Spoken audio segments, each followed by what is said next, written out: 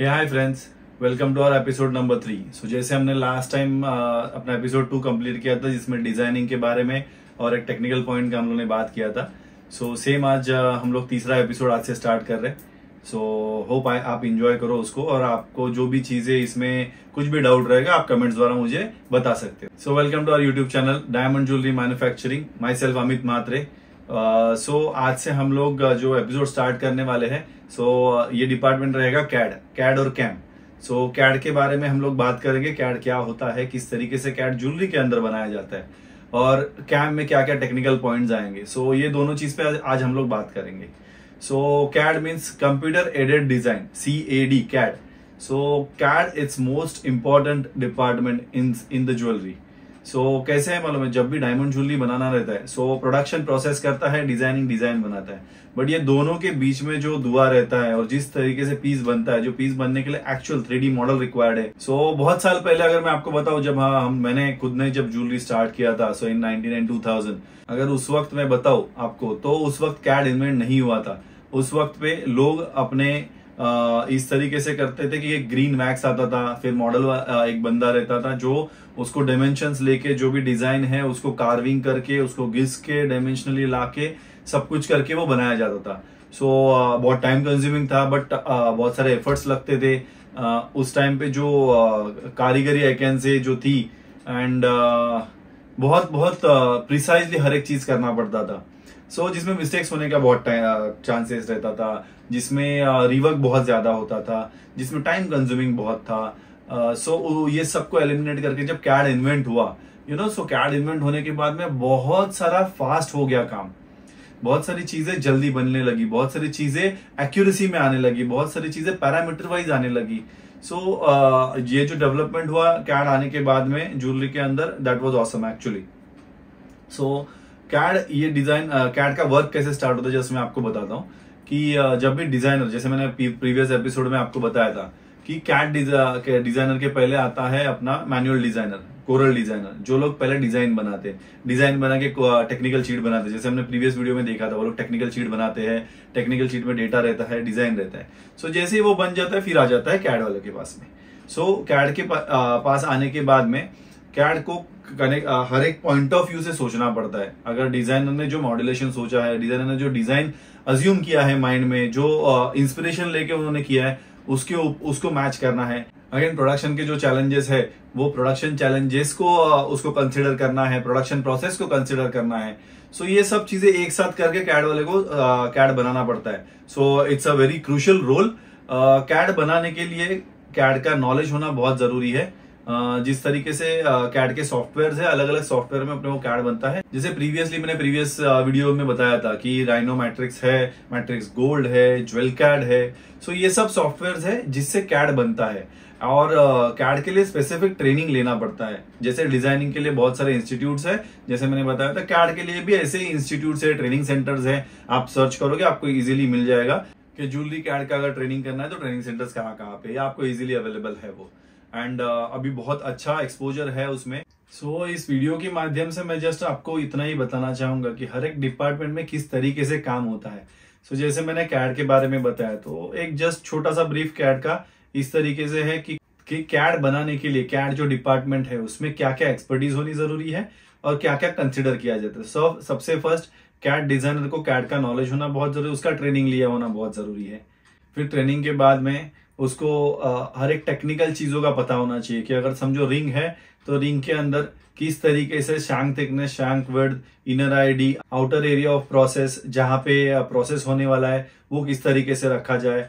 उसके बाद में ब्रेसलेट है तो ब्रेसलेट में लिंकिंग किस तरीके की की जाए, नेकलेस में लिंकिंग कैसे करनी होगी, उसकी सेफ्टी लॉक कैसे होना चाहिए, उसको सेफली किस तरीके से वेयर करते हैं, वेयर होने के बाद अच्छा होना चाहिए, रिंग का डायमेंशंस कैसे मैच होना चाहिए, हर एक चीज कंसिडर। प्रोसेस के लिए मेटल का थिकनेस कितना रखना है, वो मेटल का थिकनेस उतना रखने की वजह से प्रोसेस को इश्यू नहीं आएगा, प्रोडक्शन फ्रेंडली हो।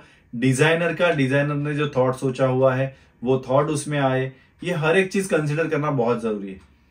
जो भी कैड बनाता रहेगा बंदा, उसको प्रोसेस का और डिजाइन का, ये हर एक चीज का टेक्निकली नॉलेज होना बहुत जरूरी होता है। कैड में जैसे मैंने बताया, अगर एक एक एलिमेंट अगर मैं आपको बताऊं, जो जैसे प्रॉन्ग बताऊं, तो प्रॉन्ग के बारे में कैड को सोचना पड़ता है, प्रॉन्ग का हाइट क्या रखें, प्रॉन्ग का थिकनेस क्या रखें और प्रॉन्ग का टाइप क्या होना चाहिए।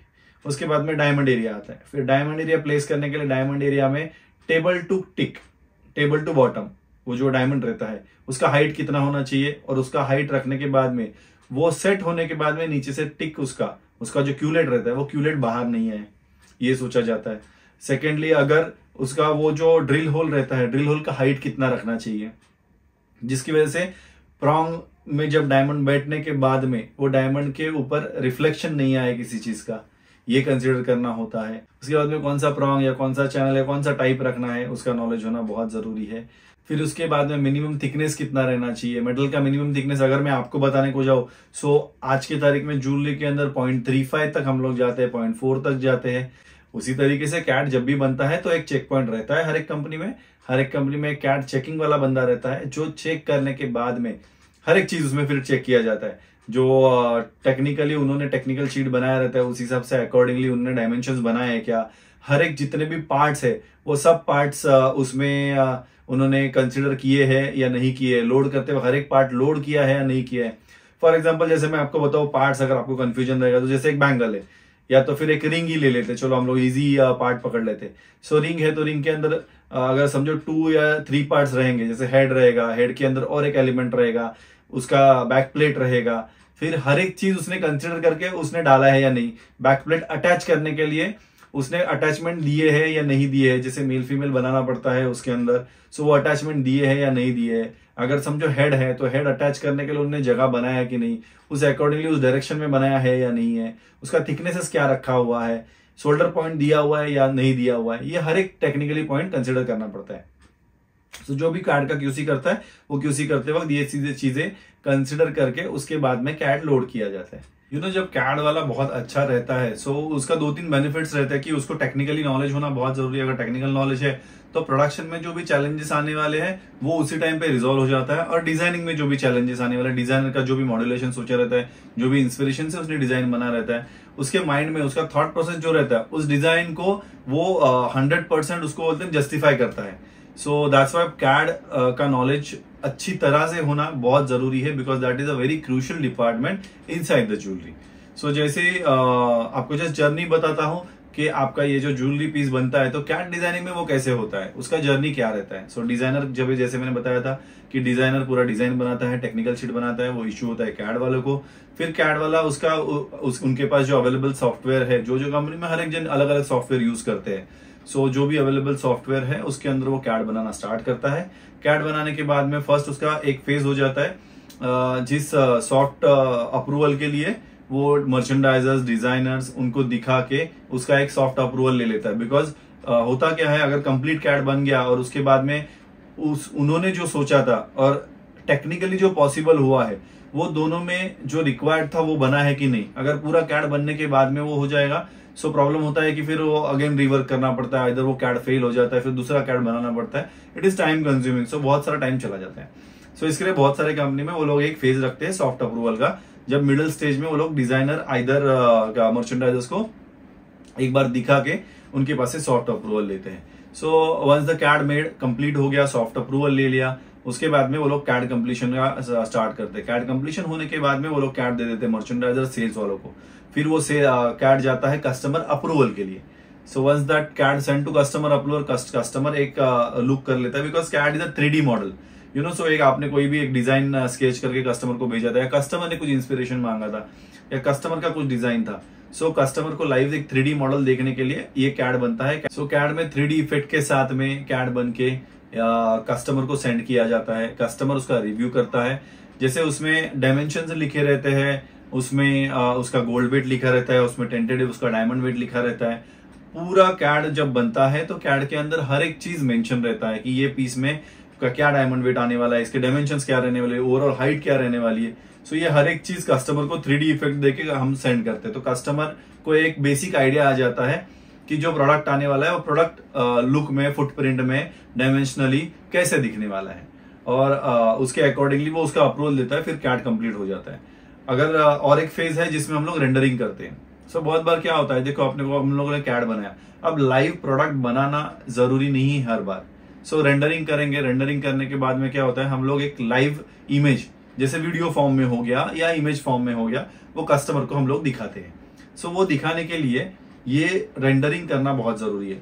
सो इट्स नॉट कंपल्सरी, हम लोग बोल सकते हैं कि ज्वेलरी के अंदर कंपल्सरी रेंडरिंग करना ही है। बहुत सारे हम लोग सैंपल्स बनाते हैं, बट बहुत बार ऐसे होता है कि चलो यार सैंपल्स बनाने से अच्छा हम लोग रेंडरिंग करके, अब समझो हमें 100 डिजाइन बनाने हैं, 100 डिजाइन है, 100 कैड है, अब 100 के 100 सैंपल्स बना के वो टर्न अराउंड होने वाले हैं, उसका सिलेक्शन आने वाला है, ये सब चीजें मैटर करती है। सो बहुत बार कंपनी कॉल लेती है कि एक काम करते हैं, इसका हम लोग रेंडरिंग इमेज बना देते हैं या रेंडरिंग वीडियो बना के कस्टमर को सेंड करते हैं। लेट कस्टमर डिसाइड उसमें से कौन से डिजाइन उनके शॉप में चलने वाले या उनके यहाँ पे उसका ट्रेंड है या कौन सा सेलेबल आइटम्स है। सो वो डिसाइड करके कस्टमर बोलते हैं, फिर हम लोग कैड कंप्लीट करके सैंपल बना लेते हैं। बट बीच में का फेज में अगर कस्टमर कभी रेंडरिंग मांग लेता है तो वो कस्टमर को हम लोग रेंडर भी सेंड करते हैं। सो रेंडरिंग में वीडियो आता है, इमेजेस आते हैं। सो ये हो गया प्रोसेस जो कैड के लिए, कैड बनने के लिए करते हैं। अब कैड में क्या क्या चीजें कंसिडर करनी पड़ती है, जब कैड बनता है। सो फॉर एग्जाम्पल मैं आपको एक रिंग का एग्जाम्पल दे देता हूँ कि एक नॉर्मल रिंग है। सो रिंग बनने के लिए उसका इनर आईडी क्या होना चाहिए। जैसे रिंग साइज रहती है, इंडियन में 14 रहती है, यूएस में 7 रहती है। हर एक कंट्री की कंट्री वाइज रिंग साइजेस है, तो वो रिंग साइज उनको कंसिडर करके वो इनर आईडी बनाना पड़ता है। इनर आईडी बनाने के बाद में उनको शैंक का थिकनेस, शैंक का विड्थ। सो पहले तो उन्हें ये मालूम रहना चाहिए कि शैंक कौन से पैटर्न में बनने वाला है, या तो वो फ्लैट शैंक होगा, या तो फिर वो यूरो शैंक होने वाला है, या तो फिर वो सॉफ्ट एज वाला शैंक होने वाला है, या कंफर्ट फीट होने वाला है। बहुत सारे शैंक में टाइप है। सो शैंक टाइप ऑलरेडी उनके पास डेटाबेस में रहते हैं। सो अकॉर्डिंगली वो लोग शैंक, जैसे कस्टमर का रिक्वायरमेंट रहेगा, इधर डिजाइनर का रिक्वायरमेंट रहेगा, उस अकॉर्डिंगली वो लोग शैंक बना लेते हैं। फिर शैंक का थिकनेस आता है, शैंक का विड्थ आता है, फिर वो शोल्डर एरिया में आता है, रिंग साइज एरिया में आता है। उसके अकॉर्डिंगली उनको लेना पड़ता है, बिकॉज गोल्ड वेट भी चेक करना है। अगर एक टारगेटेड गोल्ड वेट दिया हुआ है, सो बहुत बार मैं ये देखता हूँ कि कैड को ये बहुत बड़ा चैलेंज रहता है कि गोल्ड वेट अचीव करना। बिकॉज जब डिजाइनर डिजाइन बना लेता है, सेल्स का एक सेलिंग पॉइंट रहता है और डिजाइनर का एक सेलिंग पॉइंट रहता है। डिजाइनर सोचता है कि ये डिजाइन ऐसे बने और इस कैटेगरी में बने, ये गोल्ड वेट और ये उसका डायमंड वेट रहे, because price point of view होना बहुत जरूरी है। सो उसके अकॉर्डिंगली उनको गोल्ड वेट अचीव करना पड़ता है। सो गोल्ड वेट अचीव करने के लिए वो शैंक थिकनेस क्या होना चाहिए कि चलो उसका 1.5 थिकनेस होना चाहिए, 1.3 होना चाहिए, 1 mm होना चाहिए। उसका विड्थ कितना होना चाहिए, 1.8 रहना चाहिए, 2 mm रहना चाहिए, 2.1 रहना चाहिए। सो वो अकॉर्डिंगली गोल्ड वेट भी उसमें मैटर करता है। आइदर कभी कभी किसी कस्टमर का फिक्स पैरामीटर रहता है, सो वो पैरामीटर उसको चाहिए उतने में। सो वो अकॉर्डिंगली शैंक बनता है। फिर उसके बाद में वो धीरे धीरे बिल्डअप करते हैं। डायमंड एरिया, उसमें हेड है, सिंगल डायमंड बैठने वाला है, हैलो है, या मल्टीपल डायमंड्स बैठने वाले हैं।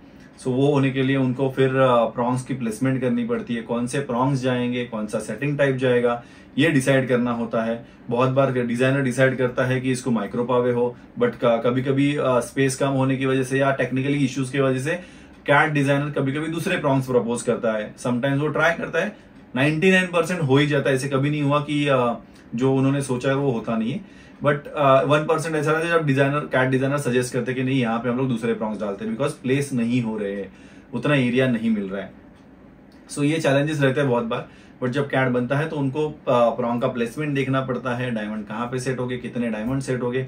डायमंड वेट एक टारगेटेड दिया रहता है, कभी कभी मैजिकल वेट सेट किया रहता है। सो 1 कैरेट में करना है, 0.5 में करना है, 1.5 कैरेट में करना है। सो वो एक मैजिकल वेट डिसाइड किया हुआ रहता है। अकॉर्डिंगली वो लोग प्रॉन्ग प्लेस करते, फिर उनका बेस से लेके प्रॉन्ग का हाइट कितना होना चाहिए, प्रॉन्ग का थिकनेस कितना होना चाहिए, मिनिमम थिकनेस क्या है, मिनिमम सेटिंग एरिया का थिकनेस क्या है, डायमंड सेट होने के लिए टॉप टू बॉटम कितना हाइट रहना चाहिए, डायमंड की टिक बाहर नहीं आनी चाहिए। बहुत सारे चैलेंजेस रहते हैं। सो ये हर एक चैलेंज कंसिडर करके उनको कैड बनाना पड़ता है। सो उनके पास फिक्स पैरामीटर्स रहते हैं। जब भी डायमंड कोई प्लेस होता है तो उनको मालूम है कि डायमंड सेट होने के लिए, सो जैसे अगर समझो 0.2 सेंट का है, 2 mm का डायमंड है, 2 mm का डायमंड के लिए उसका हाइट क्या रहेगा, उसका विड्थ क्या रहेगा, वो उनके पास एक चार्ट रहता है, उसके अकॉर्डिंगली उनके पास बनाया हुआ रहता है। सो वो इशू नहीं आता है, बहुत कम बार आता है। बहुत ऐसे चैलेंजेस आते हैं जब जाके वो उन्होंने कुछ अज्यूम किया रहता है और आउटपुट कुछ अलग आ जाता है। ऐसे भी होता है, ऐसे नहीं कि नहीं होता है, बट वो बहुत रेयर केसेस रहते हैं।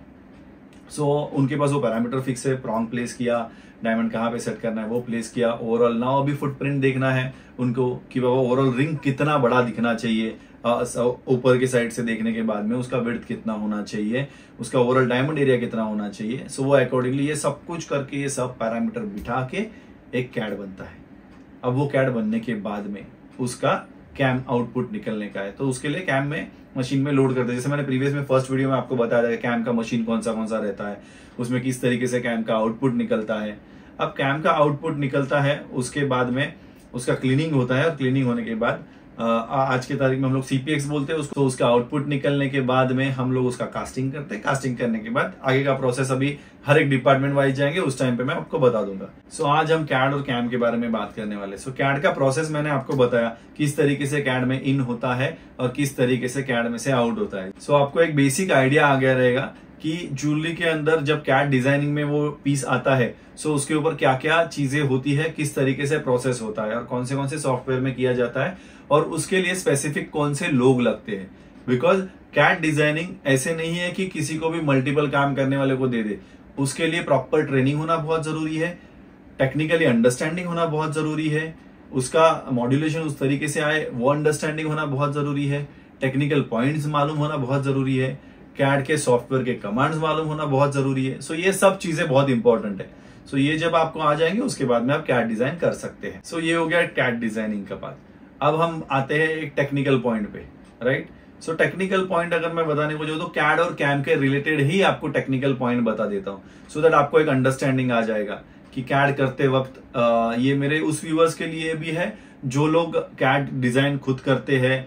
बिकॉज वो करने के बाद में प्रोडक्शन में जो चैलेंजेस आते हैं, आइदर डिजाइनर के चैलेंजेस, आइदर उनके खुद के भी चैलेंजेस बहुत सारे रहते हैं। बहुत बार ऐसे नहीं कि उनको खुद को चैलेंजेस नहीं आते, तो उनके चैलेंजेस समझना भी बहुत जरूरी है। सो उस रिलेटेड आज हम टेक्निकल बात करेंगे। सो टेक्निकल बात में सबसे पहले तो मैं बोलूँ ना कि जो भी कैड डिजाइनिंग कर रहा है उसको प्रोसेस का नॉलेज होना बहुत जरूरी है। जैसे मैंने डिजाइनर के बारे में बताया था, उसी तरह कैड डिजाइनर के बारे में, जैसे मैनुअल डिजाइनर और कैड डिजाइनर, वो डिजाइनर बोलूंगा तो थोड़ा सा कंफ्यूजन रहता है। जो एक्चुअल डिजाइनर जो प्रोडक्ट का डिजाइन बना के देते हैं मैनुअल डिजाइनर, और ये उसका 3D मॉडल बनाते हैं, 3D मॉडल बना के उसको एक आउटपुट के लिए रेडी करते हैं, वो कैड डिजाइनर। सो टेक्निकली अगर बताने को जाऊंगा, सो कैड के अंदर जब कैड बनता है, कैड बनने के बाद में अकॉर्डिंग टू श्रिंकेज फैक्टर वो स्केलिंग करके डालते हैं कैड को।